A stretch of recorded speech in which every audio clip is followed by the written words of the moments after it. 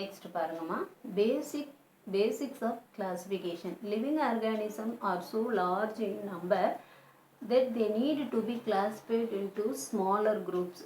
அதாவது living organisms அப்படிங்கிறது இடத்துல வந்து நிறைய இருக்குது. ஸோ அதை வந்து நம்ம சின்ன சின்ன குரூப்ஸாக கிளாஸிஃபை பண்ணிக்கிட்டோம் அப்படின்னா தான் நம்ம ஈஸியாக ஐடென்டிஃபை பண்ண முடியும். கண்டிப்பாக அதை ஐடென்டிஃபை பண்ணிக்கணும்.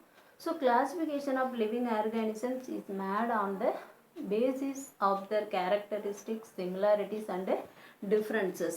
ஓகேவா? ஸோ அப்போ அந்த லிவிங் ஆர்கானிசத்தை எப்படி கிளாஸிஃபை பண்ணுறது அப்படின்னா, கிளாஸிஃபை பண்ணணும் அப்படின்னா அதனுடைய சிமிலாரிட்டிஸ், டிஃப்ரென்சஸ், கேரக்டர்ஸ் இதை பொறுத்து கிளாஸிஃபிகேஷன் பண்ணப்படுது. இது டூ யூ நோ பாருங்க. Aristotle was a Greek philosopher and thinker who lived about 2400 years ago. Aristotle அப்படிங்கிறது வந்து கிரேக்க தத்துவ ஞானி அப்படின்னு சொல்லிட்டு கேள்விப்பட்டிருப்பீங்க. அவர் 2400 இயர்ஸுக்கு முன்னாடி வாழ்ந்தவர். Aristotle came up with the following grouping system that was used for almost 2000 years after his death. அவர் கண்டுபிடிச்ச அந்த குரூப்பிங் சிஸ்டம் வந்து பார்த்தீங்கன்னா அவர் இறந்ததுக்கப்புறம் 2000 இயர்ஸுக்கு அப்புறம் தான் அந்த குரூப்பிங் சிஸ்டத்தை வந்து ஃபாலோ பண்ணப்பட்டிருக்கு. என்னெல்லாம் அவர் அந்த குரூப்பிங் சிஸ்டத்தில் வச்சுருந்துருக்காருன்னு பார்ப்போம். He classified all organisms into either animals or plants.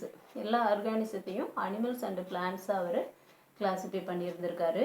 அடுத்தது then he classified into those with blood and those without blood. ஓகேங்களா? வித் பிளட்டு வித்தவுட் பிளட்டாக வந்து அவர் கிளாஸிஃபை பண்ணியிருந்திருக்காரு. Then the animals are classified into 3 groups based on their method of movement. Walkers, flyers or swimmers. So அந்த அனிமல்ஸினுடைய அந்த மூமெண்ட்டை பொறுத்து 3 டைப்ஸாக கிளாஸிஃபை பண்ணியிருந்திருக்காரு. அது வாக்கர்ஸு, ஃப்ளையர்ஸு, ஸ்விம்மர்ஸு அப்படின்னு 3 டைப்ஸாக கிளாஸிஃபை பண்ணியிருக்காரு. இந்த ஆக்டிவிட்டி 1 என்ன சொல்லியிருக்காங்க அப்படின்னா, to short out a box of given buttons and classify them into different types. இது வந்து இந்த பட்டன்ஸை வந்து கிளாஸிஃபை பண்ணுற ஒரு ஆக்டிவிட்டி தான் நம்ம கொடுத்துருக்காங்க. இது இங்கே பார்க்குறப்பவே நமக்கு நிறைய பட்டன்ஸ் இருக்குது, நிறைய கலர்ஸில் இருக்குது, நிறைய டிஃப்ரெண்ட் சைஸில் இருக்குது. இப்போ work in small group of 3 or 4 and classify the buttons based on the following classification criteria. ஒன்று என்ன, ஷேப்பை வச்சு அதை கிளாஸிஃபை பண்ணணும். Buttons with 4 holes. ஒன்று இந்த ஹோல்ஸ் இருக்கு இல்லையா, அப்போ 4 ஹோல்ஸ் இருக்கிற பட்டனை தனியாக, தென் பட்டன்ஸ் வித் 2 ஹோல்ஸ் இருக்கக்கூடிய பட்டனை தனியாக கிளாஸிஃபை பண்ணணும். தென் கலர்ஸை வச்சு அதை கிளாஸிஃபை பண்ணணும். Identify other features that can be used to short out buttons into different groups. So இதில் வேறு ஏதாவது உங்களுக்கு ஐடென்டிஃபை பண்ண முடிஞ்சிச்சு அப்படின்னாலும் அதை ஃபேஸ் பண்ணி நம்மளால் என்ன பண்ண முடியும், இதை கிளாஸிஃபை பண்ண முடியும். ஸோ மெயினாக வந்து நம்ம இந்த 4 விஷயங்களை நம்ம இதில் ஃபாலோ பண்ணி கிளாஸிஃபை பண்ணலாம். Paste on the special future and characters the students identify each button according to it's size, hole and colour. அதாவது அதில் இருக்கக்கூடிய அந்த கேரக்டர்ஸ், அதனுடைய பண்புகளின் அடிப்படையில் நம்ம ஃபஸ்ட்டு இதை எப்படி ஐடென்டிஃபை பண்ணுறோம் அப்படின்னா, எல்லாம் ஒவ்வொரு கலரில் இருக்குது, ஹோல்ஸ் இருக்குது, சைஸில் இருக்குது அப்படின்னு முதல்ல ஐடென்டிஃபை பண்ணுறோம். ஓகேங்களா? அதுக்கு பேர் வந்து identification. This is known as identification. The teacher shall ask student to separate the button according to the size, hole and color. This is known as assortment. Assortment அப்படிங்கிறது என்ன அப்படின்னா பிரித்தல் அப்படின்னு சொல்லலாம். ஓகேங்களா? அடுத்து என்ன பண்ணுறாங்க அப்படின்னா, அதனுடைய அந்த சைஸு ஒரே சைஸில் இருக்கிறத தனியாக, ஹோல்ஸு அதை பொறுத்து தனியாக, அடுத்து கலர்ஸ் அதை பொறுத்து தனியாக, அது மாதிரி அசர்ட் பண்ணுறதுக்கு பேர் assortment. After assorting the buttons the teacher ask the student to gather the buttons according to the size, hole and colours. This is termed as grouping.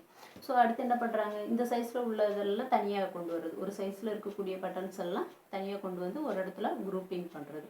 அடுத்து ஹோல்ஸு, இப்போ 2 ஹோல்ஸ் இருந்துச்சுன்னா அது எல்லாத்தையும் தனியாக குரூப் பண்ணுறது. 4 ஹோல்ஸ் இருந்துச்சுன்னா அதை தனியாக குரூப் பண்ணுறது. அது மாதிரி ஒரே கலர்ஸு இருந்துச்சுன்னா அதை தனியாக, இது மாதிரி தனித்தனியாக ஒவ்வொரு குரூப்பாக வைக்கிறதுக்கு பேர் grouping. So grouping, identification, assortment and grouping which result in classification. So கிளாசிஃபிகேஷனில் இந்த 3 மெத்தடும் ஃபாலோ பண்ணுறாங்க. First identification and assortment and grouping. Next classification. The method of arranging the organism into group is called classification.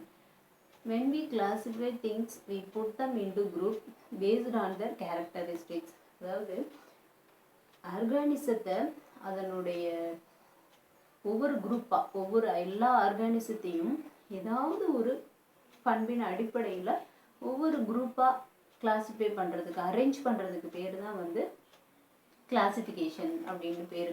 ஓகேவா? அடுத்தது why do we classify things.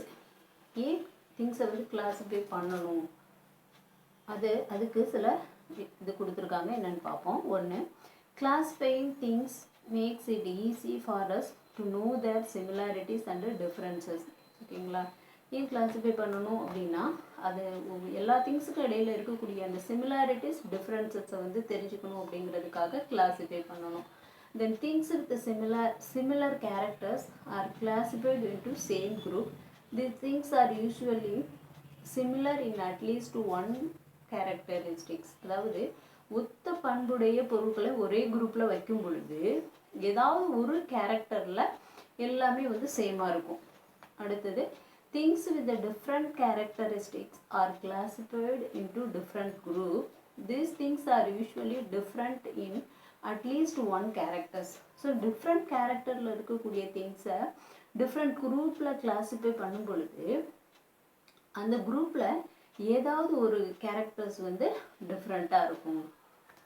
Fourth என்ன அப்படின்னா classification help us to understand living and நான் living things in better way. ஓகேங்களா?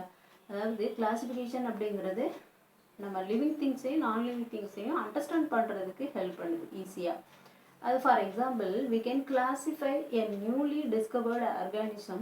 We would come to know how it relates with other. இப்போ புதுசாக கண்டுபிடிக்கப்பட்ட ஒரு ஆர்கானிசம் வந்து ஒரு குரூப்பில் எப்படி ரிலேட்டட் ஆகுது, ஒரு குரூப்போட எப்படி ஒத்து போகுது அப்படிங்கிற விஷயத்தை நம்ம தெரிஞ்சுக்கலாம். அடுத்து நீடு ஃபார் கிளாஸிஃபிகேஷன். ஏன் கிளாஸிஃபிகேஷன் தேவை? Classification is needed to identify an organism correctly. ஒரு ஆர்கானிசத்தை வந்து கரெக்டாக நம்ம ஐடென்டிஃபை பண்ணுறதுக்கு கிளாஸிஃபிகேஷன் அப்படிங்கிறது தேவை. It help to know the origin and evolution of an organism. அதாவது ஒரு உயிரினத்தினுடைய அந்த தோற்றம் அண்டு எவல்யூஷன் அப்படிங்கிறது அந்த பரிணாமம், அதை பற்றி தெரிஞ்சுக்கிறதுக்கு நமக்கு ஹெல்ப் பண்ணுது. To establish the relationship among different organism. அடுத்து வந்து ஒரு ஆர்கானிசம் இன்னொரு ஆர்கானிசத்தோட இருக்கக்கூடிய அந்த ரிலேஷன்ஷிப்பை வந்து நம்ம தெரிஞ்சுக்கிறதுக்கு ஹெல்ப் பண்ணுது. Next it provide the information about living things in different geographical regions.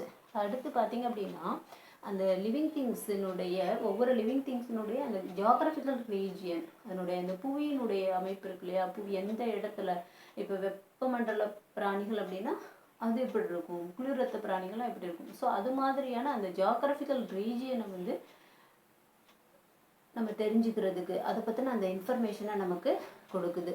It helps in understanding how complex organism must be evolved from simpler once. அடுத்து பார்த்தீங்க அப்படின்னா ஒரு சிம்பிளான ஒரு ஆர்கானிசத்துலேருந்து எப்படி காம்ப்ளெக்ஸ் ஆர்கானிசம் வந்து உருவாகுது அப்படிங்கிறத நம்ம அண்டர்ஸ்டாண்ட் பண்ணிக்க முடியும். Scientists have been able to discover and classify more than 2 million organisms on the earth, ranging from tiny bacteria to the largest blue whale. ஓகேங்களா? சயின்டிஸ்ட்டு அதாவது கிட்டத்தட்ட 2 மில்லியன் ஆர்கானிசத்தை கண்டுபிடிச்சி அதுக்கு வந்து கிளாஸிஃபை பண்ணியிருக்காங்க. அதாவது மிகச்சிறிய பாக்டீரியாவிலிருந்து மிகப்பெரிய ப்ளூ வேல் முடிய. Each organism has been classified in a category based on its evolutionary relationship with other group of organism. ஓகேங்களா? ஒவ்வொரு ஆர்கானிசத்தினுடைய அந்த என்ன சொல்கிறது அந்த பரிணாம தோற்றம் இருக்கு இல்லையா, அந்த விஷயங்கள்ல இருந்து நம்ம இந்த கிளாசிஃபிகேஷனில் தெரிஞ்சுக்க முடியும். We can define hierarchy of organism. அடுத்து ஹைரார்ஜி ஆஃப் ஆர்கானிசம் அப்படிங்கிறது என்ன அப்படிங்கிறத நமக்கு கொஞ்சம் கொடுத்துருக்காங்க, அதை மட்டும் பார்ப்போம். The system of arranging taxonomic categories in a descending order based on the relationship with other group of organism is called hierarchy of categories. Hierarchy of categories, hierarchy of organism ரெண்டும் ஒன்று தான். இது என்ன அப்படின்னா, லிவிங் ஆர்கானிசத்தை டாக்ஸானமி கேட்டகரிஸின் அடிப்படையில் அதனுடைய ரிலேஷன்ஷிப்பை வந்து டிசெண்டிங் ஆர்டரில் அரேஞ்ச் பண்ணுறது, அதுதான் வந்து ஹைரார்ஜி ஆஃப் கேட்டகரிஸ் அப்படிங்கிறது. The system was introduced by Linnaeus and is called Linnaean hierarchy. இந்த சிஸ்டம் ஃபஸ்ட்டு இன்ட்ரடியூஸ் பண்ணது யார் அப்படின்னா லின்னேயஸ், அதனால அதை லின்னேயஸ் ஹைரார்ஜி அப்படின்னு சொல்கிறாங்க. There are 7 main categories of hierarchies, namely kingdom, phylum, class, order, family, genus and species. Species is the basic unit of classification. கிளாசிஃபிகேஷனோட basic unit இது அப்படின்னா அந்த ஸ்பீசியஸ் தான், அதாவது சிற்றினம் அப்படின்னு சொல்லுவாங்க.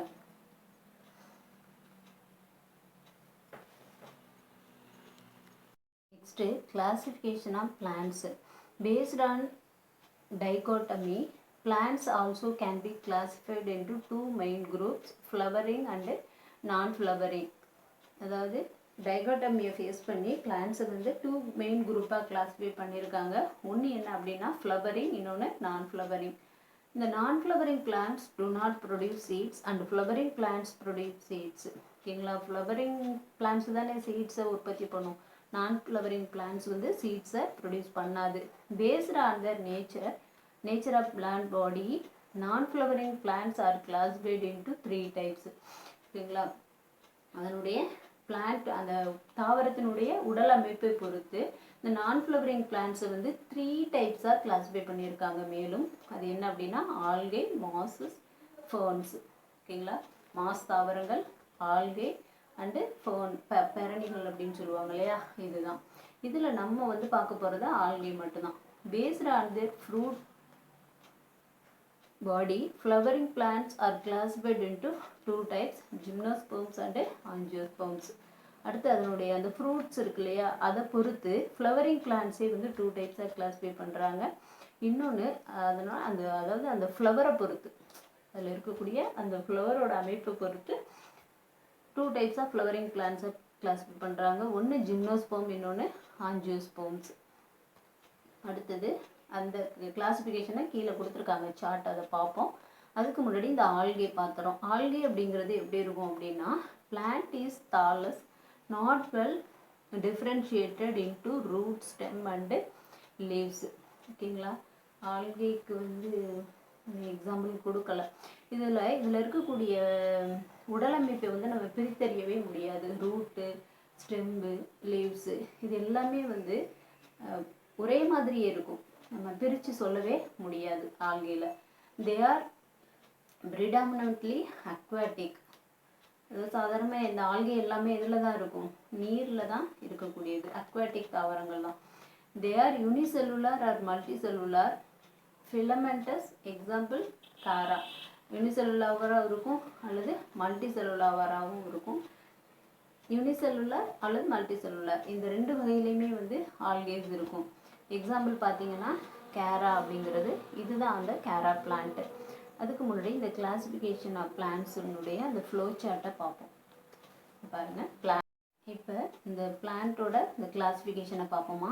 Plants do not produce seeds அப்படின்னு 2 டைப்ஸாக கிளாஸிஃபை பண்ணியிருக்காங்க. இந்த do not produce seedsே வந்து இன்னும் 2 சப் குரூப்பாக கிளாஸிஃபை ஆகிருக்கு. அது என்ன அப்படின்னா, has no true roots, stems or leaves. இதனுடைய ரூட்டு, ஸ்டெம், லீவ்ஸ் இது எல்லாமே வந்து நம்ம தனியாக ஐடென்டிஃபை பண்ண முடியாது, எல்லாம் ஒரே மாதிரி தான் இருக்கும். அதுக்கு எக்ஸாம்பிள் தான் வந்து ஆல்கே. அடுத்தது has some roots, stems and leaves like structures. இதில் பார்த்தீங்க அப்படின்னா மாஸ் தாவரங்களுக்கு இது வந்து எடுத்துக்காட்டு சொல்லலாம். மாஸ் தாவரங்களில் பார்த்தீங்கன்னா அதனுடைய இலைகள், ஸ்டெம்மு, ரூட் இதெல்லாமே வந்து நம்ம ஐடென்டிஃபை பண்ண முடியும். அடுத்தது has roots, stems and leaves. அதாவது ஃபர்ன், பெரணி வகை தாவரங்கள் இருக்கு இல்லையா, அதுலேயுமே என்ன இருக்கும், வேறு, தண்டு, இலைகள் இது எல்லாமே வந்து இருக்கும். நெக்ஸ்ட்டு ப்ரொடியூஸ் சீட்ஸு, அதில் நான் ஃப்ளவரிங் பிளான்ட்ஸு ஃப்ளவரிங் பிளான்ட்ஸ் அப்படின்னு 2 டைப்ஸாக கிளாஸிஃபை பண்ணுறாங்க. இந்த நான் ஃப்ளவரிங் பிளான்ட்ஸை வந்து ஜிம்னோஸ்போர்ம்ஸ்னு சொல்லலாம், ஃப்ளவரிங் பிளான்ட்ஸை ஆஞ்சியோஸ்போர்ம்ஸ்னு சொல்லலாம். இந்த ஆஞ்சியோஸ்போர்ம்ஸே வந்து 2 டைப்ஸு. ஒன்று என்ன அப்படின்னா மோனோகேட்லிடனஸ், டைகாட்லிடனஸ். மோனோகேட்லிடனஸ் அப்படிங்கிறது வித் 1 கேட்டலிடன் பேடி, எக்ஸாம்பிள் வந்து பேடி நெல். அடுத்து டைகாட்லிடன் அப்படிங்கிறது வித் 2 கேட்டலிடனஸ், எக்ஸாம்பிள் வந்து டேமரின்ட்டு, நீமு, இதெல்லாமே இதுக்கு எக்ஸாம்பிளாக சொல்லலாம். ஓகேவா? இதோட நமக்கு இந்த லெசன் முடியுமா? இதுக்கப்புறம் எவாலுவேஷன் பார்க்கலாம்.